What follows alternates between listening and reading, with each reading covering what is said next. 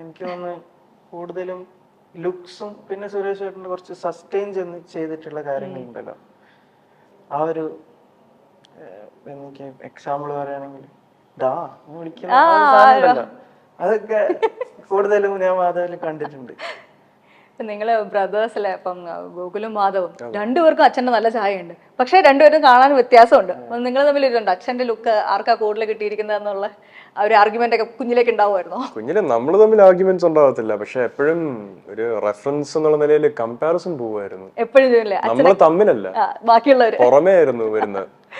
ഇപ്പൊ എന്റെ ഒരു പെർസ്പെക്റ്റീവ് പറയുകയാണെങ്കിൽ അച്ഛന്റെ അപ്പിയറൻസ് ഏറ്റവും കൂടുതൽ കിട്ടിയിരിക്കുന്ന ചേട്ടനാ.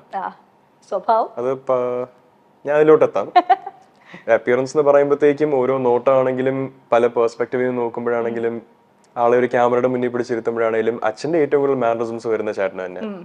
ഞാൻ കൂടുതൽ അമ്മയെ പോലെ. സ്വഭാവത്തിന്റെ കാര്യം പറയുവാണെങ്കിൽ അച്ഛന്റെ സ്വഭാവം കിട്ടിയിട്ടുണ്ട്, അമ്മയുടെ സ്വഭാവം കിട്ടിയിട്ടുണ്ട്. രണ്ടിടത്ത് കറക്റ്റ് ആയിട്ട് ഉപയോഗിക്കാൻ നമുക്ക് രണ്ടുപേർക്കൊന്നും അല്ല, ചേച്ചിമാർക്കും എല്ലാവർക്കും കറക്റ്റ് ആയിട്ട് അറിയാം. കറക്റ്റ് ആയിട്ട് ആ ഒരു പെരുമാറ്റ രീതി. സിലിക്ക, നിങ്ങളെ കുട്ടികളെ പറ്റിയിട്ട് ഒരുപാട് സ്ഥലങ്ങളിൽ നമ്മൾ എല്ലാവരും പറയും, കാരണം ബെസ്റ്റ് രീതിയിലുള്ള പാരന്റിങ് ആണ് തന്നിരിക്കുന്നത്, നിങ്ങൾ ബിഹേവ് ചെയ്യുന്ന രീതിയെ പറ്റിയൊക്കെ ഒരുപാട് പേര് പറഞ്ഞ് ഞാൻ കേട്ടിട്ടുണ്ട്. നമ്മൾ ആദ്യമായിട്ട് മീറ്റ് ചെയ്യുന്നത്. സോ അങ്ങനെ പറഞ്ഞു കേൾക്കുമ്പോൾ നമുക്ക് ഭയങ്കര സന്തോഷമാണ്. കാരണം സ്റ്റാർ കിഡ് എന്നൊക്കെ പറയുമ്പോഴത്തേക്കും ഒരു കോൺസെപ്റ്റ്, ആൾക്കാരുടെ തെറ്റിദ്ധാരണകളുണ്ട്. അപ്പൊ ആ തെറ്റിദ്ധാരണകളൊക്കെ മാറുന്ന രീതിയിലാണ് നിങ്ങളുടെ അപ്ബ്രിങ്ങിങ്. വളരെ സെന്റേർഡ് ആയിട്ടും ഗ്രൗണ്ടഡ് ആയിട്ടും ഉള്ള അപ്ബ്രിങ്ങിങ് ആയിരുന്നു നമ്മുടെ. അച്ഛനൊരു സൂപ്പർ സ്റ്റാർ ആണ് എന്നുള്ള വളരെ തല്ലായിരുന്നു. ഞാൻ റീസെന്റ് ഇന്റർവ്യൂസിൽ അത് പറഞ്ഞിട്ടുണ്ട്, അതുകൊണ്ട് ഞാൻ മിണ്ടായിരിക്കും. മാധവ് ഞാൻ പറഞ്ഞിട്ടുണ്ട്, അതായത് മാധവ് കുറച്ച് നമുക്ക് സൂപ്പർ സ്റ്റാറിന്റെ മകൻ അല്ലെങ്കിൽ ഒരു സെൻട്രൽ മിനിസ്റ്ററിന്റെ മോൻ എന്നൊക്കെ പറയുമ്പോൾ അവൻ അങ്ങനത്തെ ഒരു ചിന്താഗതിയേ ഇല്ല. അവനെന്ന് വെച്ചാൽ നോർമൽ പീപ്പിള് ബിഹേവ് ചെയ്യുന്ന പോലെ, അത് ഡൗൺ ടു എർത്ത് ആണ്. അവൻ്റെ ഒരു ക്വാളിറ്റി ആയിട്ട് ഞാൻ എപ്പോഴും ശ്രദ്ധിക്കുന്ന കാര്യമാണ്. കാരണം അവനിക്ക് അങ്ങനെ ഇന്ന വേണം അങ്ങനത്തെ, അത് ആൾക്കാർക്ക് ഓട്ടോമാറ്റിക്കലി തെറ്റിദ്ധാരണ വരുന്ന സാധനങ്ങളാണ് അതൊക്കെ. പക്ഷെ അത് എനിക്ക് തോന്നുന്നു ഈ ഒരു സിനിമയുടെ പ്രൊമോഷൻസിന്റെ ഭാഗമായിട്ടും കൂടുതലായിട്ട് മാധവന് ആൾക്കാർക്ക് അറിയുമ്പോൾ അങ്ങനത്തെ സാധനങ്ങളൊക്കെ, ആ ചിന്തകളൊക്കെ എടുത്ത് കളയുന്നുള്ളത് എനിക്ക് ഉറപ്പുണ്ട്. മാധവൻ ആസ് ആൻ ആക്ടർ പരിചയമില്ലെങ്കിലും സുരേഷിന്റെ മകൻ എന്നുള്ള രീതിയിൽ നമ്മൾ പല ഓൺലൈൻ പ്ലാറ്റ്ഫോംസിലും മീഡിയയിലൊക്കെ എപ്പോഴും കാണാറുണ്ട്. പക്ഷെ ഞാൻ അവിടെ ശ്രദ്ധിച്ചൊരു കാര്യം എന്ന് പറയുന്നത്, മാധവ് വളരെ ക്ലാരിറ്റിയോടുകൂടി കാര്യങ്ങൾ പറയുന്ന ഒരു വ്യക്തിയാണ്. പറയാനുള്ള കാര്യം ആവശ്യത്തിലധികം ഒന്നും പറയത്തില്ല, ടു ദ പോയിന്റേ പറയുള്ളൂ, പക്ഷെ അത് കറക്റ്റ് ആയിരിക്കും. ഇത് സി മീഡിയയുടെ മുന്നിലേക്ക് പോകുന്ന സമയത്ത് നമ്മുടെ മീഡിയ കൾച്ചർ മാറിക്കൊണ്ടിരിക്കുകയാണ്. മറ്റേ വിദേശത്തൊക്കെ ഉണ്ടായിരുന്ന പോലത്തെ ഒരു പാപ്പരാസി കൾച്ചറിലേക്ക് നമ്മൾ എത്തി ഓൾമോസ്റ്റ്. സി അപ്പം മീഡിയയുടെ മുന്നിൽ ഇങ്ങനെ ബിഹേവ് ചെയ്യണം എന്നുള്ളത് പ്ലാൻഡ് ആണോ അതോ naturally you are like this? I think it's natural. Natural, I think. Because we didn't plan anything, we just came. I think it's natural and it is simple.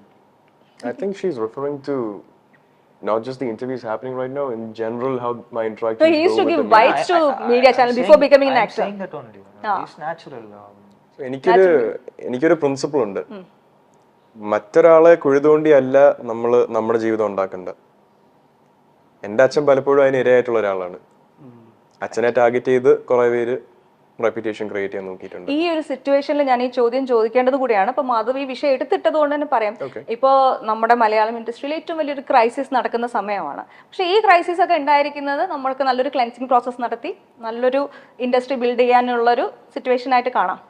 പക്ഷേ ഇത്തരത്തിൽ ഇപ്പം ലേഡീസിനോട് എതിരുള്ള കാര്യമല്ല, പക്ഷെ പവർ ഉള്ള കുറെ ആൾക്കാർ ചേർന്ന് ടാലന്റഡ് ആയിട്ടുള്ള മറ്റുള്ള ആൾക്കാരെ അടിച്ചമർത്തിക്കൊണ്ട് കുറെ ആൾക്കാർ മാത്രം കൺട്രോൾ ചെയ്യുന്നു എന്നുള്ളൊരു ആരോപണം.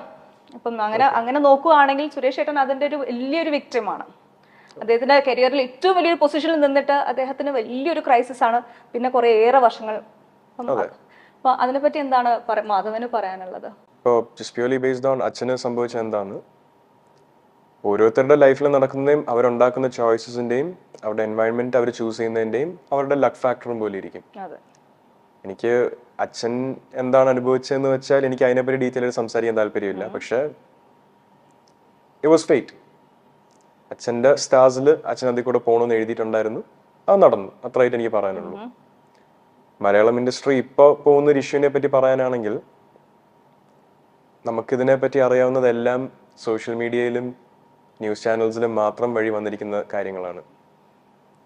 കോടതിയിൽ നിന്ന് ഒരു വിധി പോലും വന്നിട്ടില്ല ഇങ്ങനത്തെ ഒരു സിറ്റുവേഷനെ പറ്റി. ഞാൻ മലയാള സിനിമയിൽ 2 വർഷമായിട്ട് വർക്ക് ചെയ്യുന്ന ഒരാളാണ്. എനിക്ക് അതിൽ കൂടുതൽ ഇൻസൈറ്റ് മലയാള സിനിമയിലോട്ടും ഇല്ല, ഈ നടക്കുന്ന ഇഷ്യൂലോട്ടും ഇല്ല. ആൻഡ് ഒരു കോടതി വിധി വരുന്നവരെ ഞാനെന്നൊരു വ്യക്തി, ഒരു ആക്ടർ വിട്ട് ഞാനെന്നൊരു വ്യക്തി ഇതിനെപ്പറ്റി കമന്റ് ചെയ്യുന്നത് റോങ് ആണ്. പിന്നെ സ്ത്രീ സുരക്ഷിതം അല്ലെ സേഫ്റ്റി അത് നമുക്ക് എല്ലാ മേഖലയിലും ആവശ്യമാണ്. ഇപ്പൊ സിനിമ എന്ന് പറയുമ്പോൾ അതിൽ കൂടുതലും എല്ലാരും ലൈം ലൈറ്റിൽ നിൽക്കുന്ന ആൾക്കാരാണ്. അപ്പൊ അവര് ഇപ്പൊ മീഡിയാസ്, ഞാൻ മീഡിയനെ അങ്ങനെ കുറ്റം പറയല്ല കേട്ടോ, അങ്ങനെ ഫീൽ അപ്പൊ ലൈം ലൈറ്റിൽ നിൽക്കുന്ന ആൾക്കാര് അവര് ഇങ്ങനെ കുറ്റകൃത്യം ചെയ്തിട്ടുണ്ടോ ഇല്ലയോ എന്നുള്ളത് നമ്മള് ഇപ്പൊ ചില അവര് പറയുന്ന സ്റ്റേറ്റ്മെന്റ്സ് ഒരുപാട് വർഷങ്ങൾക്ക് മുമ്പുള്ള കാര്യങ്ങളാണ്. ഇന്നത്തെ കാലത്ത് നമുക്ക് വാട്സപ്പോ അല്ലെങ്കിൽ എന്തെങ്കിലും ചാറ്റ് എവിഡൻസസോ, അപ്പൊ അന്നത്തെ കാലത്ത് ഇതൊക്കെ വളരെ ലിമിറ്റഡ് ആയിരുന്നു. അപ്പൊ എവിഡൻസ് അവർക്കും കാണിക്കാനൊക്കെ അതിന്റെ ബുദ്ധിമുട്ടും ഉണ്ടാവും. പക്ഷെ ഇത് എത്രത്തോളം സത്യമുണ്ട് എന്നുള്ളത് നമുക്കിപ്പോൾ ആര് വേണമെങ്കിലും ആരോപിക്കാം. ഇപ്പോൾ എനിക്ക് മാധവനെ ആരോപിക്കാം, അല്ലെങ്കിൽ നിങ്ങൾക്ക് എന്നെ ആരോപിക്കാം, അത് ഈസിയാണ്. പക്ഷെ ഇതിൽ എത്രത്തോളം സത്യാവസ്ഥ ഉണ്ട് എന്നുള്ളത് കണ്ടുപിടിക്കാനുള്ള പാടുണ്ട്. എന്നാലും ഇപ്പൊ കോടതി നമുക്ക് അഫ്കോഴ്സ് കോടതിയിലൊക്കെ നമുക്ക് എല്ലാവർക്കും വിശ്വാസം ഉള്ളതാണ്. ഇപ്പോൾ അവരും കുടുംബവും കാര്യങ്ങളൊക്കെ ഉള്ളവരാ. അപ്പൊ അവരാരും അങ്ങനെ ഫേവറബിൾ ആയിട്ട് ഇപ്പോൾ നടന്മാരാണ് അല്ലെങ്കിൽ ഇവരാണ് എന്നുള്ള ഫേവർ ഒന്നും അവർക്കില്ല, പ്രത്യേകിച്ച് മീഡിയാസ് ഏറ്റെടുത്ത കാര്യമായതുകൊണ്ട്. അപ്പോൾ എനിക്ക് തോന്നുന്നത് ഇതിൽ ശരിക്കും ഒരു ക്ലാരിറ്റി വരണം. അപ്പോഴാണ് നമുക്ക് ഇവരെ ഇന്ന ആളാണ് ഇത് ചെയ്തതെന്ന് പറയാൻ പറ്റുള്ളൂ. അതിന് മുമ്പ് നമ്മൾ അവരുടെ മാനസികാവസ്ഥയെ നമ്മൾ ചിന്തിക്കണം. അഫ്കോഴ്സ് ഓപ്പോസിറ്റ് നിൽക്കുന്ന പെണ്ണുങ്ങൾക്കുള്ള അവരുടെ മാനസികാവസ്ഥയും എല്ലാം കൂടി കണക്കിലെടുത്തിട്ട് ഇപ്പൊ നടക്കുന്ന കാര്യങ്ങൾ ഐ തിങ്ക് ഫ്യൂച്ചറിലേക്ക് ഇനി അങ്ങനെ വരാണ്ടിരിക്കാനും അതിൽ ഇപ്പൊ നിങ്ങൾ പറഞ്ഞ പോലെ തന്നെ ഒരു ക്ലെൻസിങ് സിസ്റ്റം പോലെ നമുക്കതിനെ കാണാം. രാജു പറഞ്ഞ പോലെ ഇതേപോലെ ഒരു ഇഷ്യൂ ഇത്രയും മീഡിയയിൽ ലൈം ലൈറ്റ് കിട്ടാൻ കാരണം ഇത് മലയാള സിനിമ ഇത് സിനിമ ഇൻഡസ്ട്രിയുടെ ഭാഗമായതുകൊണ്ടാണ്. ഇത് വേറെ വർക്കിംഗ് എൻവയൺമെന്റ്സ് നടക്കുന്നില്ലെന്നാണോ ആൾക്കാരുടെ വിചാരം? ഓഫ്കോഴ്സ് എനിക്കറിയാവുന്ന കുറെ വിക്ടിംസ് ഉണ്ട് പല പല വർക്ക് എൻവയൺമെന്റ്സിലും ചൂഷണങ്ങൾ നടക്കുന്നുണ്ട്. അതെ, ഇത് സിനിമ ഇൻഡസ്ട്രിയുടെ ഇഷ്യൂ അല്ല. എന്നെ സംബന്ധിച്ചോളം ഇത് സിനിമ ഇൻഡസ്ട്രിയുടെ ഇഷ്യൂ അല്ല, ഇത് ലോകത്ത് നടക്കുന്ന ഒരു ഇഷ്യൂ ആണ്. ഈ രാജ്യത്ത് മാത്രമല്ല, ഈ ലോകം മുഴുവൻ നടക്കുന്ന ഒരു ഇഷ്യൂ ആണ്. ആ ഒരു ഇഷ്യൂവിനെ എങ്ങനെ നമുക്ക് കടത്തി വെട്ടാം, ആ ഇഷ്യൂവിനെ എങ്ങനെ മാറ്റാം, സ്ത്രീ സുരക്ഷ എങ്ങനെ ഒരു പ്രയോറിറ്റി ആക്കാം, അതിൽ വേണം ഫോക്കസ് ചെയ്യാൻ. അല്ലാതെ 2 സിനിമാക്കാരെ മീഡിയയിലിട്ട് ഹറാസ് ചെയ്യോ അല്ലെങ്കിൽ 2 സിനിമാക്കാരെ പിടിച്ച് പ്രശ്നം ഉണ്ടാക്കി കൊടുക്കുകയോ അല്ല ഇതിന് സൊല്യൂഷൻ. തെറ്റ് ചെയ്തവര് കോടതി വിധി വെച്ച് ശിക്ഷിക്കപ്പെടണം. തെറ്റ് ചെയ്തിട്ടുണ്ടെങ്കിൽ തെറ്റ് ചെയ്തത് തെളിയിക്കുന്നത് വരെ അവരെ ചൂഷണം ചെയ്യാൻ എനിക്കോ ആർക്കോ അവകാശമില്ല. ആൻഡ് ഇത് സിനിമ ഇൻഡസ്ട്രിയുടെ ഇഷ്യൂ അല്ല, ഈ ലോകത്തിന്റെ ഒരു ഇഷ്യൂ ആണ്. സ്ത്രീ സുരക്ഷ ഒരു പ്രയോറിറ്റി ആയിരിക്കണം എന്നുള്ളത് ഒരു വളരെ വലിയ ഫാക്റ്റാണ്. അതിലോട്ട് ഓരോ ആണും ഓരോ കുടുംബവും ഓരോ മനുഷ്യനും അതിലോട്ട് വർക്ക് ചെയ്യണം. Mithun, any other interest in You haven't spoken at all. ഒരു ചോദ്യത്തിന് പോലും ഉത്തരം വന്നിട്ടില്ല ഇത്ര നേരം. അതാണ് മിണ്ടാതിരിക്കണം. ഞാൻ എല്ലാവരുടെ അടുത്തും 3 പേരുടെ ഒരേപോലെ ക്വസ്റ്റ്യൻ ചോദിക്കണം. ഒരാൾ അതൊക്കെ ഇങ്ങനെ ഇരിക്കുകയാണ്. ഞാൻ അങ്ങോട്ട് specifically 5 minutes you have to speak, bro. Come on. I used to observe a lot. Okay, like സിനിമയിലെ വേറെ വിശേഷങ്ങൾ ചോദിക്കാം. ഏതാണ് ഗോട്ടിലെ തളപതി വിജയ് ആയിട്ട് എങ്ങനെയായിരുന്നു എക്സ്പീരിയൻസ്? അതെ, പറയൂ. കൂടുതൽ അവന് മലയാളം എനിക്ക് അതുകൊണ്ടാവും ഉണ്ടായി. തമിഴിലെ പേസുങ്കോ, തമിഴ് പുരിയും. തമിഴ് എല്ലാരുമേ ഇങ്ങ Tamil Malayalis, all the Malayalis can understand Malayalam. I mean Tamil. പറയുമ്പോ ഫ്ലോ ഉണ്ടാവില്ല, പക്ഷേ we all understand. ആൾക്കും മലയാളം മനസ്സിലാവും അത്യാവശ്യം. So goat അത് எப்படி വന്നதுனா that's I mean after finishing this movie and I was looking for opportunities, so that time I got a call from AGS Entertainment, so I have to thank Archana Kalpati ma'am and Agoram sir for that. And yeah, actually I'm a big fan of Vijay sir, so I have a great admiration towards him. So adilende chinna vayasile I like his dance, I like his acting, so ஒரு inspiration. அவரை பார்த்து நம்ம அப்படி அவரை பார்த்து தான் நம்ம வளர்ந்துருக்கோம். So all these years, so அப்போலேருந்தே நம்மளுக்கு அவரை பார்க்கணும், அவர் கூட ஃபோட்டோ எடுக்கணும் அப்படின்றது வந்து ஒரு இட்ஸ் லைக் அ ட்ரீம்.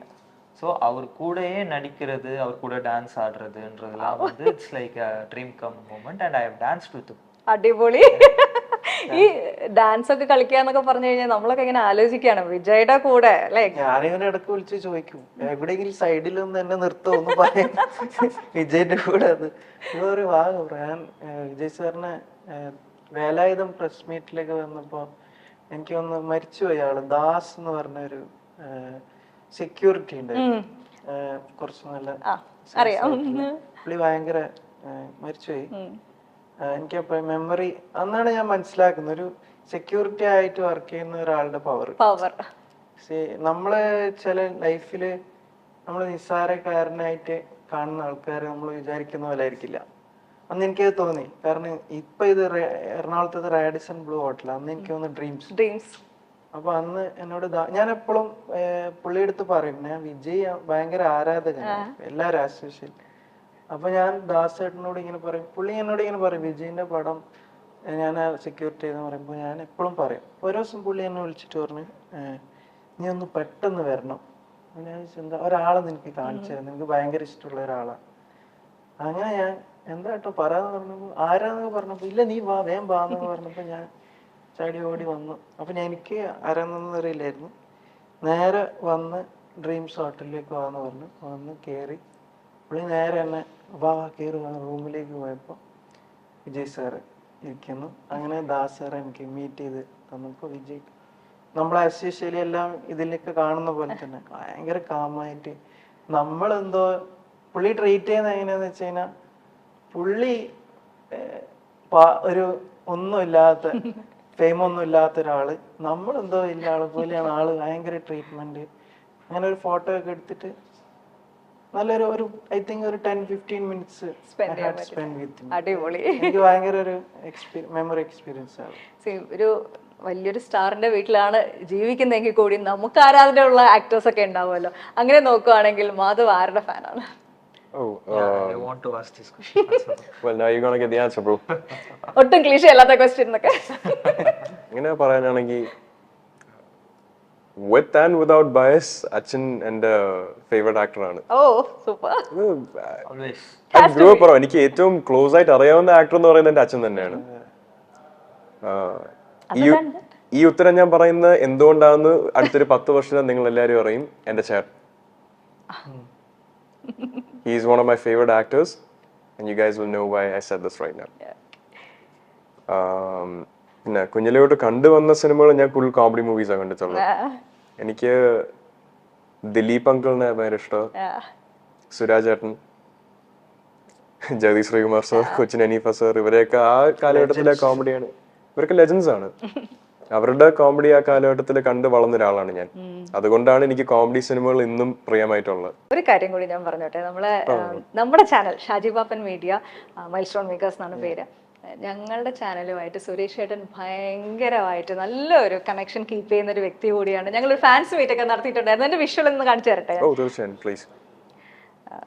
ഞങ്ങളുടെ ഏറ്റവും പ്രൗഡസ്റ്റ് ആയിട്ടുള്ളൊരു ഡേ ആയിരുന്നു സുരേഷ് ചേട്ടന്റെ ഇവന്റ്. അതുപോലെ തന്നെ ഞങ്ങളുടെ ഷാജി പാപ്പൻ, ഞങ്ങൾക്കൊരു ഷാജി പാപ്പനുണ്ട്, ഞങ്ങളുടെ ഓണർ ഷാൽബിന്റെ കല്യാണത്തിനൊക്കെ സുരേഷ് ചേട്ടൻ വന്നിട്ടുണ്ടായിരുന്നു. ഞങ്ങളുടെ ഒപ്പം കുറേ നേരം സമയമൊക്കെ സ്പെൻഡ് ചെയ്ത് ശരിക്കും പറഞ്ഞു കഴിഞ്ഞാൽ ആ കല്യാണം നടത്തിച്ചിട്ട് പോയതുപോലെ തന്നെ ശരിക്കും ഞങ്ങൾ ഭയങ്കര ഹാപ്പി ആയിരുന്നു. ഞാൻ ആ വീഡിയോസ് ജസ്റ്റ് കണ്ടു. അതെ, മനസ്സ് കീഴടക്കാൻ പഠിക്കണല്ലേ. സ്നേഹമാണ്, ശുദ്ധ മനുഷ്യനാ എന്റെ.